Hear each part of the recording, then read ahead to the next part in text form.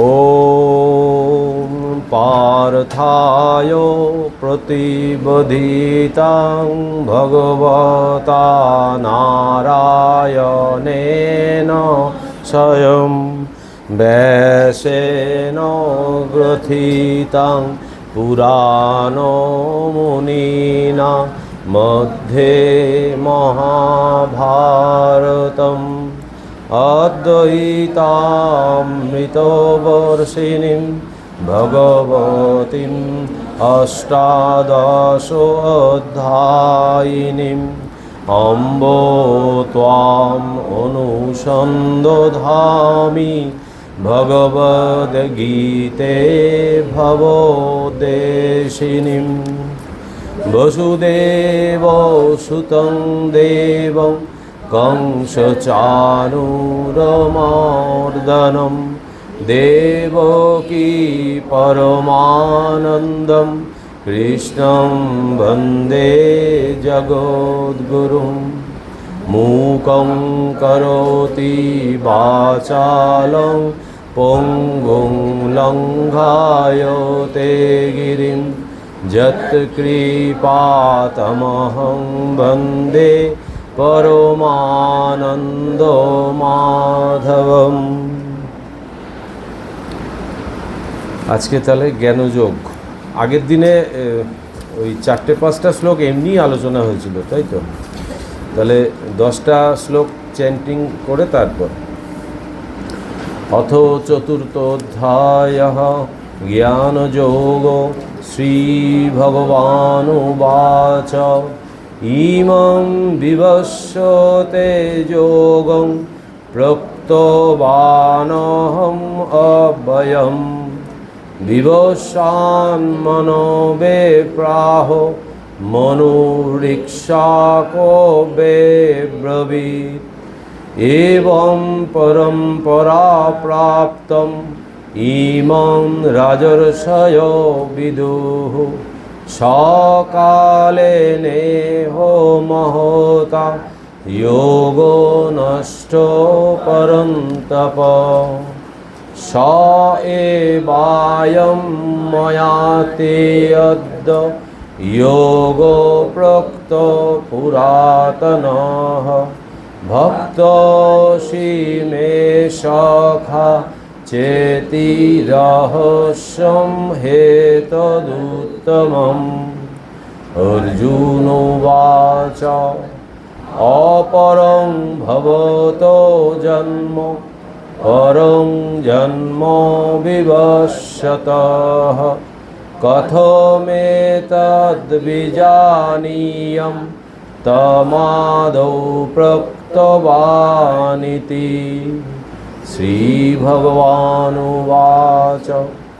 বহূনি মে ব্যতীতানি জন্মানি তব চার্জুন তান্নাহং বেদ সর্বাণি ন তং ভেত্থু পরন্তপ অজোপি সন্নবায়াত্মা ভূতানাম ঈশ্বরোপি সন প্রকৃতিং সামধিষ্ঠায় সম্ভবমাত্মমায়য়া यदा यदा हि धर्मस्य ग्लानिर्भवति भारत अभ्युत्थानम् अधर्मस्य तदात्मानं सृजाम्यहम् परित्राणाय साधूनां विनाशाय च दुष्कृतम् धर्म संस्थापनार्थाय संभवामि युगे युगे जन्म कर्म च मे दिव्यम् एवं यो वेत्ति तत्ततः त्यक्त्वा देहं पुनर्जन्म नैति मामेति अर्जुन বিতরাগ ভয় ক্রোধা মন্মায়া মাম উপাশ্রিতাঃ বহবো জ্ঞান তপসা পূতা মদ্ভাবমাগতাঃ।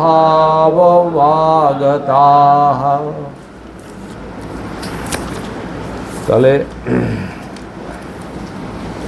ভগবান প্রথম শ্লোকে বললেন যে ইমং বিবস্বতে যোগং প্রক্তবানহম অব্যয়ম।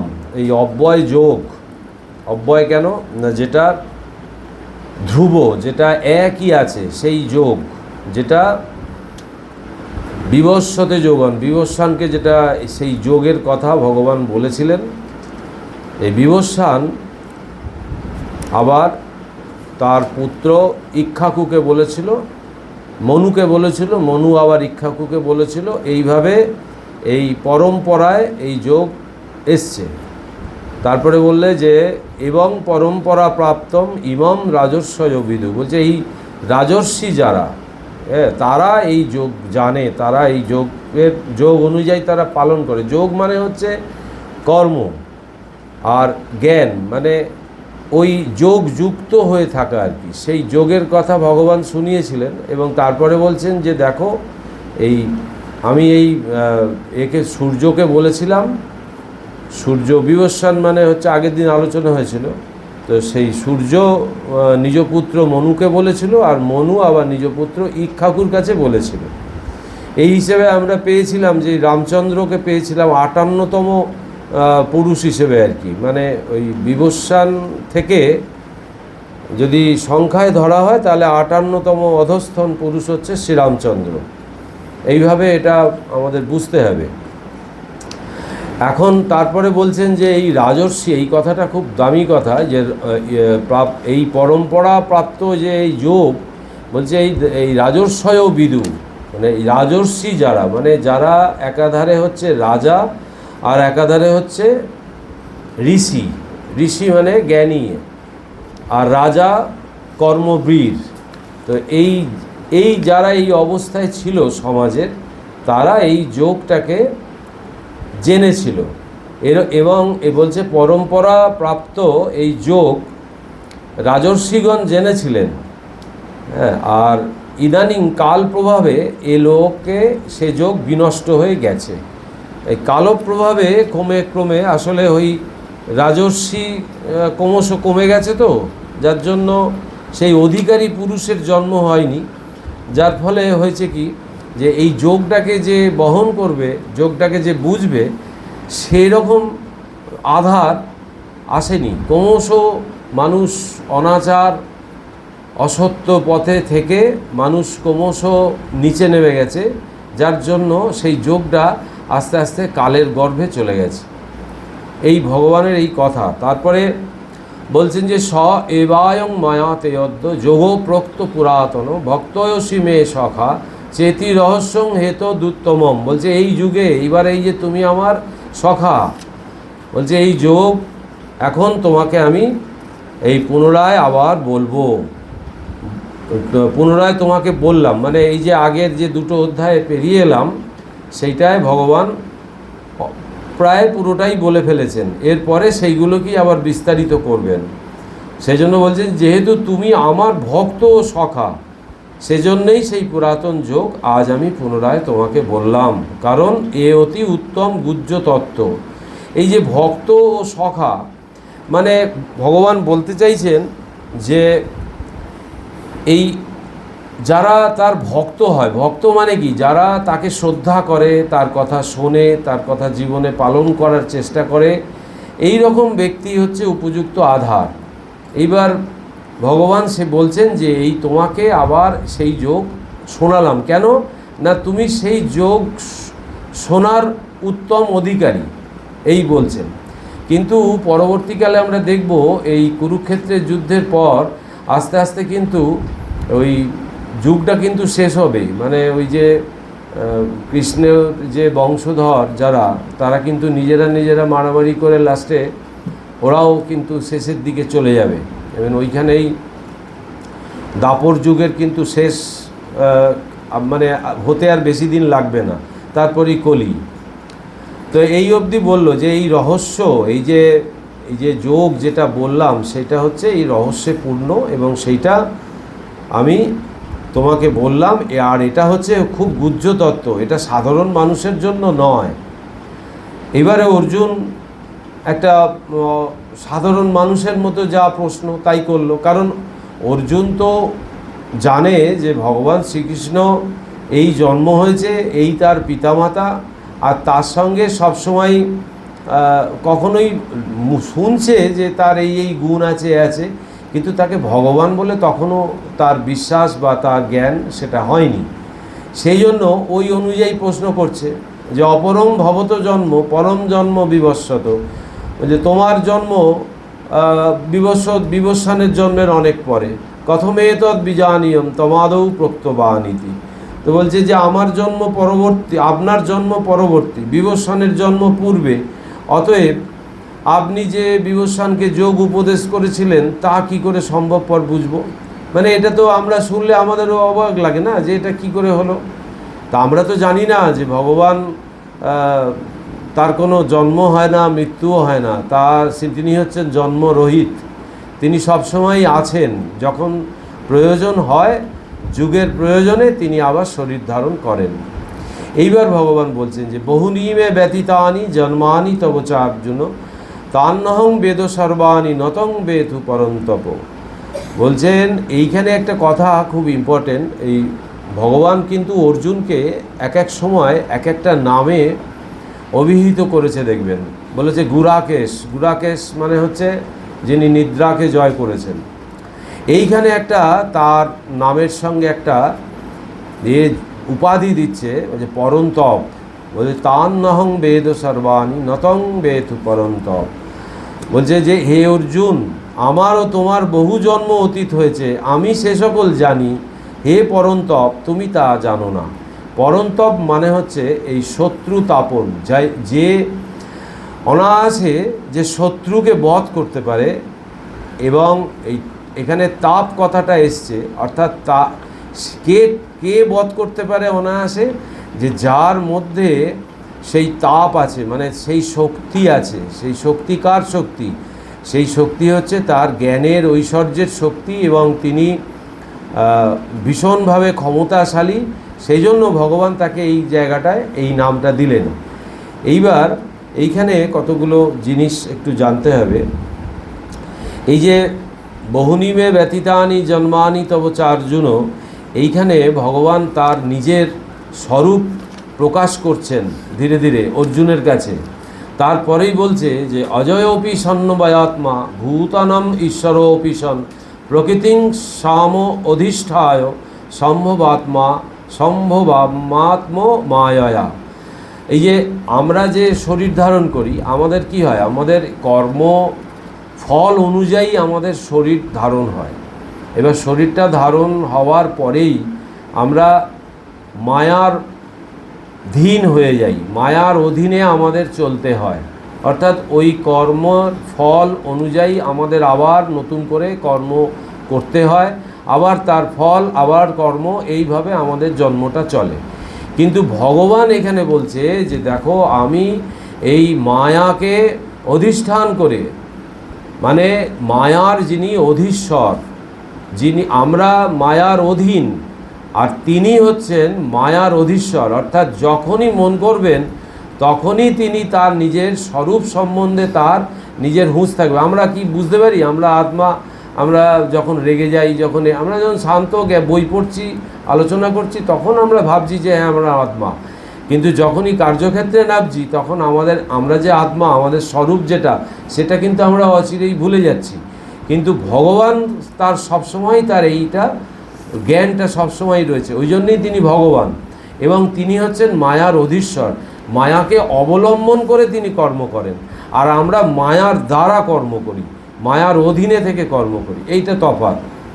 তো এখানে বলছে যে ধর্মতত্ত্বের মধ্যে অবতার লীলা অতি গহন ব্যাপার। এই যে অবতার লীলা, এই যে ভগবান যুগে যুগে আসছে, কেন আসছে, কিসের জন্য আসছে, তার আসারই বা কী দরকার? তার তো কোনো নিজের প্রয়োজন নেই, নিজের কোনো প্রয়োজন সিদ্ধ করার জন্য তিনি আসেন না। তিনি একমাত্র আসেন এই জীবের দুঃখে কাতর হয়ে। অর্থাৎ এই লোককল্যাণ একদিকে যেমন, তেমনি তিনি থাকতে পারেন না। যখনই ধর্মের অনাচার শুরু হয়, যখনই মানুষ ভগবান থেকে সরে যায়, ভগবানকে ভুলে যায়, আবার একদল মানুষ ভগবানকে ডাকতে চায়, তাদের সেই পথে বাধা এসে যায়। এখন কিছুটা বোঝা যাবে, বর্তমানের সময় যেটা চলছে এখন কিছুটা আমরা বুঝতে পারবো আর কি। তো এই অবস্থা যখন হয়, তখন এই কৃপা করে তিনি কৃপা পরবশ হয়ে তিনি এই শরীরটা ধারণ করেন। আর এই অবতার লীলা বা অবতার তত্ত্ব অত্যন্ত একটা কঠিন ব্যাপার, কারণ এই সেই যে পরমাত্মা, আমরা তো বলি আত্মা পরমাত্মা, অ্যাকচুয়ালি কিন্তু সবটাই সেই আত্মাই। পরমাত্মা বোঝানোর চেষ্টা করি আত্মার থেকে একটু উচ্চ। তো সেই শক্তি ব্রহ্ম, সেই শক্তি আমরা যেমন এই যে দেবতাদের যেমন করি, পূজা করি, এই যে দুর্গা, কালী, শিব, এই সমস্ত যেগুলো আমরা দেবদেবীদের নিয়ে যে পূজা করি, তাদের যে জন্ম বৃত্তান্ত ওগুলো পুরাণ থেকে আমরা পাই কিছুটা গল্পের আকারে। কিন্তু অবতারকে, এই যে রামচন্দ্রকে পেয়েছি, শ্রীকৃষ্ণকে পেয়েছি, চৈতন্য মহাপ্রভুকে পেয়েছি, বুদ্ধ পেয়েছি, এই যে পরপর যারা আসছে, এরা এই যুগের প্রয়োজনে আসছে। ওই শক্তি, এই জন্যেই বলছে যে এইটা বোঝা অত্যন্ত কঠিন। কেননা ওই একই শক্তি, সেই শক্তি যখন প্রয়োজন মনে করল, তখন তিনি এই মায়াকে অধীন করে শরীরটা ধারণ করলেন, করে তিনি এই কর্মের মধ্যে এলেন। এবার এই যুগে যে ভগবান শ্রীরামকৃষ্ণ এলেন, তার কাজটা কিন্তু অত্যন্ত কঠিন ছিল। এর আগের যারা অবতার এসছেন তাদের কিন্তু এতটা কঠিন কাজ ছিল না। এবার শ্রীকৃষ্ণের সময়, শ্রীকৃষ্ণের জীবদ্দশাতেই আস্তে আস্তে সেই বংশ আস্তে আস্তে নষ্ট হতে আরম্ভ করলো এবং এই ভাব কিন্তু চলে যেতে আরম্ভ করেছিল। তারপরে এই অবস্থা এসছে। এখন এই অবতার তত্ত্ব এই জন্য কঠিন যে প্রথমেই আমাদের মনে হবে যে একটা রক্ত মাংসের দেহধারী একটা আমাদের মতোই দেখতে একটা মানুষ, সে কি করে ভগবান হলো, এইটা আমাদের মনে সবসময় প্রশ্ন আসবে। সেই জন্য বলছে যে এই ভগবান রক্ত মাংসের দেহধারী 14 পোয়া মানুষ হয়ে জগতে আসেন এবং জীবোদ্ধার করেন, এ জ্ঞান স্বয়ং ঈশ্বরের বিশেষ কৃপা ছাড়া হয় না। বুঝতে পারছেন যে আমরা অবতারের জীবন যত জানার চেষ্টা করব, তত আস্তে আস্তে কিন্তু এইটা আমাদের মধ্যে ধারণাটা আসবে, নাহলে কিন্তু আসবে না। কারণ শ্রীরামকৃষ্ণ যখন জন্ম নিচ্ছে সেই সময়টা যদি আমরা দেখি, এবং তার আগে একটু যদি ফিরে যাই, এই যে অনাচার, অবিচার, অসত্য, এই যে সমাজের বুকে একটা দারুণভাবে প্রভাব বিস্তার করে ফেলে, সেটার প্রমাণ হচ্ছে ঠাকুরের বাবা নিজেই এর শিকার। এই যে ক্ষুদিরাম চট্টোপাধ্যায় ছিলেন তো দেরেক গ্রামে থাকাকালীন তাকে একটা মিথ্যা মামলায় সাক্ষী করা হয়েছিল, যে মিথ্যা সাক্ষী দিলে জমিদার জিতবে। তো তিনি একবারে সত্যনিষ্ঠ, সদাচার সম্পন্ন একজন ব্রাহ্মণ, তিনি কিছুতেই দেবেন না। তো তিনি ওই সত্য রক্ষার জন্য তার নিজের পরিবারবর্গ, ওই সন্তানাদি, স্ত্রী পুত্র সব নিয়ে তিনি ওই দেরেক গ্রাম এক বস্ত্রে ত্যাগ করলেন। তার ওখানে কত জমি জমা, বাগান, কত কিছু ছিল, সমস্ত ত্যাগ করতে হলো এবং এক নিমেষে ত্যাগ করে চলে এলো। যে স্বামীজি বলছে না যে সত্যের জন্য সব কিছু ত্যাগ করা যায়, কিন্তু কোনো কিছুর জন্য সত্যকে ত্যাগ করা যাবে না। এই অবস্থান, এই অধিকারী যারা, তারাই এইগুলোর মানে, তবেই না ক্ষুদিরাম একজন ভগবানের বাবা হলেন। তার এই ভেতরে এই গুণটা ছিল। এইবারে এইটা বলার উদ্দেশ্য হচ্ছে এই যে গুণ, ভগবান নিজেই বলছে যে আমি তোর বাড়িতে আমি আসব। ক্ষুদিরাম সঙ্গে সঙ্গে উত্তর দিচ্ছে যে না, আমার ক্ষমতা নেই, আমি তোমাকে এত করতে পারবো না। বললো না, তোমার ওই যা আছে তাইতেই আমি সন্তুষ্ট থাকব। তারপরে তার ঘরে এলো। এই যে ঘটনাটা, এই ঘটনাটা একটু যদি সূক্ষ্মভাবে বিচার করা হয় তখন দেখতে হবে যে এই গুণ, এই মানুষের ভেতরের যে দৈব গুণ, এই দৈব গুণ যখন বিকশিত হয়, যখন চরম মাত্রায় তার পৌঁছায়, তখনই সে অধিকারী হয়। এই অধিকারী ছাড়া এই অবতার তত্ত্ব, অবতার লীলা বোঝা দুষ্কর। তারপরে বলছে মুনি ঋষিরা উদগ্র তপস্যা করেও অবতার তত্ত্বের জ্ঞান লাভ করতে পারেননি। পুরাণাদিতে পাওয়া যায় দণ্ডকারণ্যে সহস্র সহস্র মুনি ঋষি ছিলেন, তারা শ্রীরামচন্দ্রকে দেখেছিলেন, কিন্তু তাকে অবতার বলে গ্রহণ করেছিলেন ভরদ্বাজাদি কয়েকজন মাত্র ঋষি। বাকি সকলেই বলতেন জানি তুমি দশরথের বেটা ইত্যাদি। বুঝতে পারছেন? ভরদ্বাজাদি ঋষি মানে 12 জন যে ঋষি, যারা অধিকারী, যারা জ্ঞানী, তারা চিনতে পেরেছিল। ভগবান শ্রীরামকৃষ্ণকে চিনেছিল তার প্রথম, তার গ্রামের চিনু শাখারি, সে উত্তম অধিকারী। তারপরে দক্ষিণেশ্বরে আসার পরে আস্তে আস্তে অনেকে চিনেছে। গিরিশ ঘোষ একদিন বলল আমি জানি, বলো তুমি ভগবান। তো এইবার কি, তার সাথে থাকতে থাকতে তাকে দেখে কে চিনবে? যে সেইটা বোঝার অধিকারী হবে। নাহলে সাধারণ মানুষ বলবে ও তো অমুকের ছেলে, ও তো ওইখানে বাড়ি। এই জন্য এইটা বুঝতে গেলে সেই রকম তাকে জ্ঞানের অধিকারী হতে হবে। কিন্তু তাকে অবতার বলে গ্রহণ করেছিলেন এরা। তারপরে বলছে শ্রীকৃষ্ণের সঙ্গে সঙ্গে থেকেও অর্জুন তাকে ভগবান বলে বুঝতে পারেননি। যখন তিনি কৃপা করে দিব্যচক্ষু দিলেন, ওই যে বিশ্বরূপ যখন দেখালো, তখন তাকে ভগবান বলে চিনতে পারলো। ওই যে দেখালো না, বললো দেখ তুমি তোমার কী দেখছো? বললো গাছ। বললো গাছে কি দেখছো? বললো থলো থলো ফল ঝুলে আছে। বলছে ওইগুলো কি? কথামৃতে আছে। বললো ওগুলো ওই থলো থলো কালো কালো ফল নয়, ওগুলো সব কৃষ্ণ। এই যখনই ও দিব্য দৃষ্টিটা এলো, তখন ও বুঝতে পারলো যে সে লোক নয়। অর্থাৎ ভগবান যদি ধরা না দেন, মানে তিনি যদি বুঝিয়ে না দেন, তাকে বোঝার সাধ্যই কারণ নেই। তিনি নিজের রূপ ঢেকে ওই বলছে যে এবারে যেন রাজা নগর পরিক্রমা করতে এসছে নিজেরকে আড়াল করে, নিজের রূপটা ঢেকে। এই যখন অবতারাদি আসেন, কত শত লোক তাকে আশ্রয় করে তরে যায়। সিদ্ধ লোক নিজে কষ্টে সৃষ্টে যায় মাত্র, রেলের ইঞ্জিন আপনি চলে যায় ও কত মালবোঝাই গাড়ি টেনে নিয়ে যায়। অবতারেরাও সেই রকম সহস্র সহস্র লোকদের ঈশ্বরের নিকট নিয়ে যান। এখন এখানে কথা হচ্ছে, এই দক্ষিণেশ্বরের ঘরে মণি মল্লিক একদিন ঠাকুরকে হঠাৎ করে বলছেন যে এই সমস্ত অবতার তত্ত্ব এসব নিয়ে আলোচনা হচ্ছে। তখন বলছেন যে কোনো মানুষই যদি চেষ্টা করে সাধন ভজন তপস্যা করে ওই আপনার মতো হতে পারে, এ তর্ক হচ্ছে আর কি। তখন স্বামীজিও ছিল, প্রতিবাদ করছে, বলছে না এই মত আপনার ঠিক নয়। তো ঠাকুর তখন এই বলছে যে এই দেখো, যে সাধারণ লোক অনেক কষ্টসৃষ্ট করে ত্যাগ তপস্যা করে সে বড়জন নিজে পার হওয়ার ক্ষমতাটুকু অর্জন করতে পারে। কিন্তু হাওয়াতে লোক, ওই যে উদাহরণ আছে যে একটা পাখিও যদি বসে, ওই হাওয়াতে কাঠের কথা বলা আছে, বলছে ভালো যে সমস্ত কাঠ, তার উপরে বলছে হাতি অবধি যদি চাপিয়ে দেওয়া হয় সে নদী পার হয়ে যাবে। কিন্তু যদি হাওয়াতে কাঠ হয়, যদি একটা পাখিও বসে, কাঠটা ডুবে যাবে। তেমনি ওই অধিকারী পুরুষ যারা ভগবান নিজে স্বয়ং শরীর ধারণ করে, তারাই ভগবান হতে পারে। এমনি সাধারণ মানুষ ওই ভগবানের সম হতে পারে না। তো সেই জন্য ঠাকুর অনেক উদাহরণ দিয়েছেন। এই উদাহরণটা সেটাই, যে রেলের ইঞ্জিন আপনি চলে যায় ও কত মালবোঝাই গাড়ি টেনে নিয়ে যায়। অবতারেরাও সেই রকম সহস্র সহস্র লোকদের ঈশ্বরের নিকট নিয়ে যান, মানে সবাইকে ঈশ্বরমুখী করে দেন।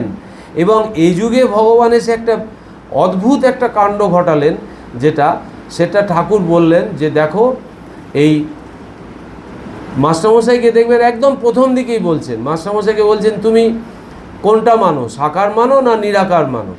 তখন বলছে আগে আমার নিরাকারে মন যায়। তখন বলছে তা বেশ, তাহলে এটা জানবে যে নিরাকারটাই সত্য নয়, সাকারও সত্য, নিরাকারও সত্য।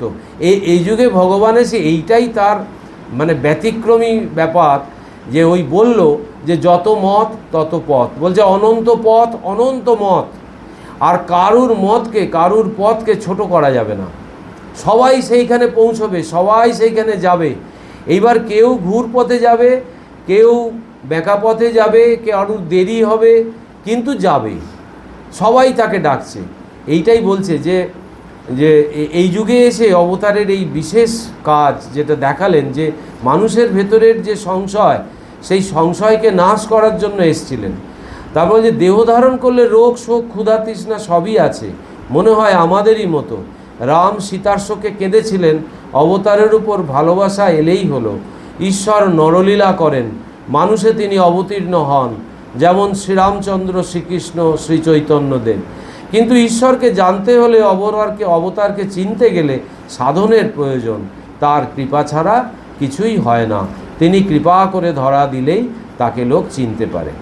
এই হচ্ছে জায়গা, যে ভগবানকে চিনতে গেলে সাধন ভজন করতে হবে এবং সেই অধিকারী হতে হবে, তখন ভগবান কৃপা করে তাকে বুঝতে সাহায্য করে, একটু একটু করে বুঝতে সাহায্য করে।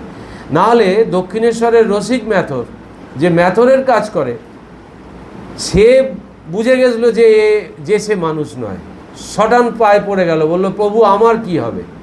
তাহলে ওই শুনতে শুনতে সে কিন্তু ওই দক্ষিণেশ্বরের ঘরে সে কোনো দিন ঢুকতো না, সে বাইরে আড়াল থেকে ওইখানকার ওই আনন্দের হুল্লোড়টা ওইটা নিজের ভেতরে নিত এবং বুঝে গেছিল যে সাধারণ মানুষ নয়। তার মানে কি, ঠাকুর তাকে কৃপা করেছে যে ওই রসিক যে বাইরে থেকে শুনছে ঠাকুর জানছে, এবং রসিকের যে এই তার প্রতি মন আছে, তিনি যে ভগবানের মন রেখেছে, এটা ঠাকুর তো জানতে পারছে, অন্তর্যামী। সেই জন্য রসিককে কৃপা করছে এবং কমিটমেন্ট করলো যে তোমার যাওয়ার সময় আমি আসব, শেষের দিনে আমি আসব। তারপরে এইটা অবতার তত্ত্ব চলছে এটা। তারপরে আবার ভগবান বলছেন, অজ অপি সন্নবায়াত্মা ভূতানাম ঈশ্বর অপিসন প্রকৃতিং সাম অধিষ্ঠায় সম্ভবাত্ম মায়া। এই যেটা একটু আগে বললাম, যে আমি জন্মশূন্য অবিনশ্বর এবং ভূত সকলের ঈশ্বর হয়েও প্রকৃতিকে অধিষ্ঠান করে, অর্থাৎ নিজ মায়াশক্তি আশ্রয় করে জন্মগ্রহণ করি বা অবতীর্ণ হই। তারপরে এই বিখ্যাত শ্লোক এলো যে আমি জন্মগ্রহণ করি কেন। প্রথমে বলল যে দেখো, এই তোমার জন্ম অনেক হয়েছে, আমারও জন্ম অনেক হয়েছে, তুমি জানো না আমি জানি। তারপরে বলল যে এই মায়াকে আমি, মায়ার অধীশ্বর, মায়াকে অবলম্বন করে আমি শরীর ধারণ করি। তারপরেই বলল আমার কাজ কি না, যদা যদা হি ধর্মস্য গ্লানির্ভবতি ভারত, যখন যখন যখন ধর্মের গ্লানি এসে উপস্থিত হয়। এইখানে অর্জুনকে আবার সম্বোধন করছে আরেকটা নাম দিয়ে, ভারত। ভারত অর্থে অর্জুনকে বলছে, তার মানে আমাদের সকলকে বলছে, সকল ভারতবাসী, শুধু ভারতবাসী নয়, পৃথিবীর সমস্ত মানুষের জন্য এই গীতা। তো বলছে যখন যখন এই ধর্মের গ্লানি আসে তখন আমাকে আসতে হয়। অভ্যুত্থানম, আমি আবির্ভূত হই। অধর্মস্য অভ্যুত্থানম অধর্মস্য তদাত্মনম সৃজাম্যহম, এই ওই দুষ্টের দমন শিষ্টের পালন যেটা বলে, পরিত্রাণায় সাধুনাম বিনাশায় চ দুষ্কৃতম ধর্ম সংস্থাপনার্থায় সম্ভবামি যুগে যুগে। একটা কাজ হচ্ছে পুনরায় ধর্মকে স্থাপন করার জন্য, এটা হচ্ছে অন্যতম তার কাজ। আর একটা কাজ কি, সাধু ব্যক্তি যারা সৎ পথে জীবনযাপন করছে তাদের রক্ষা করার জন্য আমাকে আসতে হয়। তারা যখন বিপন্ন বোধ করে তখন আমাকে আসতে হয়। এইটাই বলছে যে প্রকৃতি। তারপর বলছে হে ভারত, যখনই ধর্মের গ্লানি এবং অধর্মের অভ্যুত্থান হয় তখনই আমি দেহ ধারণ করে অবতীর্ণ হই। জীব মাত্রই ধর্মাধর্ম কর্মবশে জন্মগ্রহণ করে, কিন্তু আমি কর্ম পরতন্ত্র নই, শুধু জগতের কল্যাণ সাধন করব এই সংকল্প নিয়ে স্বীয় ত্রিগুণাত্মিকা মায়াকে আশ্রয় করে নরদেহ ধারণ করে জগতে আবির্ভূত হই। আর মুক্তিকামী সাধুদের পাপ থেকে পরিত্রাণ করে মুক্তিপথের সাহায্যে দুষ্কৃতীর বিনাশ করে মুক্তিপথে আনা এবং ধর্ম সংস্থাপনের জন্য আমি যুগে যুগে অবতীর্ণ হই, অর্থাৎ নরদেহ ধারণ করি। তো এইখানে এসে ভগবান তার মানে বলেই দিল যে দেখো আমি কে। তারপরে বললো জন্ম কর্ম চ মে দিব্যম এবং যবেত্তি তত্ত্বত তক্তাদেহং পুনর্জন্ম নৈতি মামেতি সো অর্জুন। মানে যিনি আমার এই দিব্য জন্ম, এখানে একটা খুব একটা গুরুত্বপূর্ণ কথা, যে যিনি আমার এই দিব্য জন্ম ও অলৌকিক কর্ম যথার্থত জানেন, তিনি দেহত্যাগ করে পুনর্বার সংসার প্রাপ্ত হন না, জন্মমৃত্যু প্রহেলিকা থেকে চিরমুক্ত হয়ে আমার স্বরূপতাই প্রাপ্ত হন। বুঝতে পারছেন? ভগবানকে বলছে যে যিনি আমার এই যে দিব্য জন্ম, দিব্য কেন না, আমি এই কর্মফল অনুযায়ী আমার জন্ম নয়, আমি সেই স্বয়ং এই কাজের জন্য আমি আসি। এইগুলো যারা বুঝতে পারে, এই অলৌকিক ব্যাপারটা যারা ধরতে পারে, যারা আমাকে নিয়ে চর্চা করে, ধরতে পারা জানা মানে কি, যারা সব সময় আমাকে নিয়ে রয়েছে তারাই আমাকে জানতে পারে, মানে তিনি কৃপা করেন তাদেরকে জানাবার জন্য। তখন বলছে যে যখন তারা দেহত্যাগ হয় তখন তারা পুনর্বার এই সংসারে তাদেরকে আসতে হয় না এবং এই জন্মমৃত্যু চক্র থেকে তারা বেরিয়ে যায়। বলছে এইটাই হচ্ছে আমার আর লাস্ট 10 নম্বরে শেষ করবো, বিতরাগ ভয় ক্রোধা মন্ময়া মাম উপাশ্রিতা বহব জ্ঞান তপসা পুতা মদ্ভাব আগতা।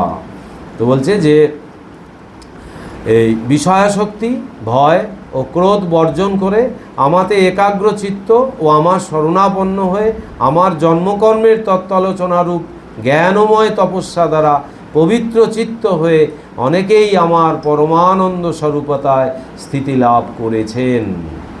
মানে পরিষ্কার এখানে গীতায় ভগবান নিজের স্বরূপ প্রকাশ করছেন এবং সেইটা নিয়ে মানুষ যদি চর্চা করে, মানুষ যদি তার দৈনন্দিন জীবনে সদা সর্বদা ভগবানকে চিন্তা করে, তাহলে সে বলছে এই পরমানন্দ স্বরূপতায়, বলছে যে এই আমি মানে তিনি মানে অন্যভাবে বুঝিয়ে দিচ্ছেন যে আমার স্বরূপটা হচ্ছে এই আনন্দ, এই পরমানন্দ। আমাকে চিন্তা করলে কি হবে, পরমানন্দ স্বরূপ তুমি উপলব্ধি করবে, অর্থাৎ সবসময় আনন্দেই থাকবে। ভগবানকে চিন্তা করা মানে আনন্দে থাকা। এইটাই হচ্ছে যে মানে মূল কথা যেটা বলতে চাইলো। এবং 11 নম্বর শ্লোকে গিয়ে ভগবান একটা সাংঘাতিক কথা বলবেন, যেটা ওই ঠাকুরের সঙ্গে ওইটা মিলে যায়, যে সকলেই ভগবানকে ডাকছে, সব পথই পথ, সব মতই মত, ওই যত মত তত পথ, এইটার সঙ্গে এখানে মিলে যায় যে যে যথামাং প্রপদ্যন্তে তাংস তথৈব ভজাম্যহম।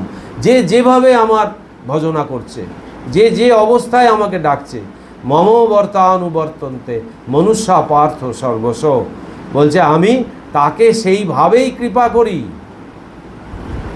যে যেভাবে আমাকে স্মরণ করছে, আমাকে ডাকছে, যারা আমাকে যেভাবে অর্থাৎ সকাম বা নিষ্কাম, সগুণ বা নির্গুণ, স্বরূপ বা অরূপভাবে ভজনা করে, আমি তাদের সেভাবেই প্রার্থিত ফল প্রদান করি। বিভিন্ন দেবদেবীর উপাসকদেরও আমি বঞ্চিত করি না, কারণ মানবগণ সর্বপ্রকারে আমার পথেরই অনুসরণ করে, অর্থাৎ দেবদেবীও বিভিন্ন রূপে আমাহতেই প্রকটিত হয়েছেন। আমি সর্বভাবময়, ইন্দ্রাদি দেবগণও আমারই অংশ, আমার ছাড়া দ্বিতীয় আর কিছু নেই, আমি অদ্বিতীয় পুরাণ পুরুষ। অতএব যে ধর্মমার্গই অনুসরণ করুন না কেন, সব পথেই সাধক আমাকে পেতে পারেন। ওই জন্যে আমাদের যেন কখনই এরম মনে না হয় যে আমরা গীতা পড়ে ভগবানের এই সমস্ত কাহিনী ঘটনা জেনে যে গীতা পড়েনি তাকে যেন আমরা নিন্দা না করি, ঘৃণা না করি, যে তুমি গীতা পড়োনি, তুমি গীতা জানলেই না। ওই জন্য ভগবান এখানে কমিটমেন্ট করে দিচ্ছে যে বিভিন্ন দেবদেবী যারা আছে, বলছে তারা যেভাবে আমাকে ডাকছে, বলছে না যে যে যেভাবে আমাকে ভজনা করছে, ডাকছে, তো সেই জন্যে বলছে সমস্তটাই সেটাই আমারই ভাব, অর্থাৎ আমি তাকে যেভাবে রেখেছি সে সেইভাবে সেইটা করছে। অতএব আমি সব অবস্থাতেই সমস্ত সাধককে আমি সাহায্য করি এবং তাকে কৃপা করি। এইটা 11 নম্বর শ্লোক, অদ্ভুত শ্লোক এটা। আর ওই এটাই উপনিষদেরও ওই একই কথা। তো সেই উপনিষদের কথাটা পরের দিনে আলোচনা করব। তো এইখানে এই জায়গাটা এলো, লাস্ট বলল যে এই বিতরাগ ও ভয়ক্রোধা, বলছে যে এই বিষয়ের প্রতি আমাদের যে আসক্তি, আর মানে রাগ মানে হচ্ছে অনুরাগ, বিতরাগ মানে ওই অনুরাগ থেকে মানে ওইখান থেকে সরে আসা, বিষয় থেকে সরে আসা, ভয় ক্রোধ, মানে আমরা সবসময় ভীত, সবসময় ক্রোধ ভেতরে, ক্রোধ মানে পাওয়ার জন্য কিছু, মন্ময়া মাম উপাশ্রিতা বহব জ্ঞান তপসা পুতা মদ্ভাব আগতা। ওই যে বিষয়াসক্তি, ভয় ও ক্রোধ বর্জন করে, তাহলে তিনটে সূত্র দিয়ে দিল। একটা হচ্ছে এই বিষয়াসক্তি, মানে ভগবান ছাড়া অন্য যা কিছু আছে সবই হচ্ছে বিষয়। ঠাকুর বললেন না যে বিষয় বিরাগ, ঈশ্বরে অনুরাগ। মাস্টারমশাই যখন বলল, আপনি আগের দিন, ঠাকুর জিজ্ঞেস করলো আগের দিন কী আলোচনা হলো বলো তো, বললো আগের দিন আপনি বলেছিলেন ঈশ্বরে অনুরাগ, সেটাই হচ্ছে বৈরাগ্যের কারণ। তখন বললো না, হলো না। ঠাকুর তখন বলল যে বিষয় বিরাগ, ঈশ্বরে অনুরাগ, সেটাই হচ্ছে বৈরাগ্য। তো ওই বিষয়াসক্তি, এই বিষয়াসক্তি যাওয়া মানে বৈরাগ্য, আর বৈরাগ্য যত বাড়বে তত বিশ্বাস বাড়বে, জ্ঞান বাড়বে। ভয় আর ক্রোধ, বলছে এই তিনটে বর্জন করে আমাকে একাগ্রচিত্ত ও আমার শরণাপন্ন হয়ে আমার জন্মকর্মের তত্ত্ব আলোচনা রূপ জ্ঞানময় তপস্যা। বুঝতে পারছেন? ওই গল্পকারে পড়লে হবে না, জন্মকর্মের তত্ত্বালোচনা রূপ তত্ত্ব, ওর ভেতরে ঢুকতে হবে। কেন ভগবান জন্ম নিল, কেন তার কি প্রয়োজন ছিল, এই ভেতরে খুঁটিয়ে খুঁটিয়ে ঢুকতে হবে। তিনি কেন তপস্যা করলেন, তার কিসের দরকার ছিল তপস্যা করার? তিনি তো ভগবান। 12 বছর ধরে ওই কঠিন তপস্যা কি দরকার ছিল করার? এই তত্ত্ব আমাদের ঘাঁটতে হবে। তাহলে ওই মা বলছে ফুল নাড়তে নাড়তে গন্ধ বেরোয়, চন্দন ঘষতে ঘষতে সুবাস বেরোয়। তো সেইটা হবে যে ভগবানকে নিয়ে যত আলোচনা করব তত্ত্ব নিয়ে, তত আমরা কি হব? তত পবিত্র চিত্ত হব। কারণ পবিত্র যে জিনিস, তার সংস্পর্শে আমরা যত থাকব তত আমরা পবিত্র হব। তো পবিত্র চিত্ত হয়ে অনেকেই আমার পরমানন্দ স্বরূপতায় স্থিতি লাভ করেছেন। আর এই পবিত্রতা এলে আমরা সবসময় সদা আনন্দে থাকব। আজকে এই অবধি থাক, 11 থেকে পরের দিন হবে। ওম নমো ভগবতে বাসুদেবায়, গোবিন্দায় নমো নমঃ।